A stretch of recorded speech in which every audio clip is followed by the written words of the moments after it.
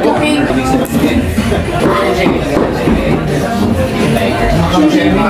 Sa'yo, in terms of marketing materials, if you have a clients, so pwede siya talaga to. So, cutting terms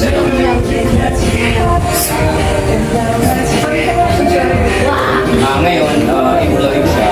So, sinabagan ko siya. Ako nag-reach out mismo sa kanya. Sabi ko, trying to consider na sa kind of opportunity. Which is my idea naman siya about sa project. Just in case, halimbawa, makapag-create ka ng sarili mo. Gagawa tayo ng sarili mo. Pwede ko alit. Kasi sa'yo. Which is so, kami bahala. Happy birthday to us!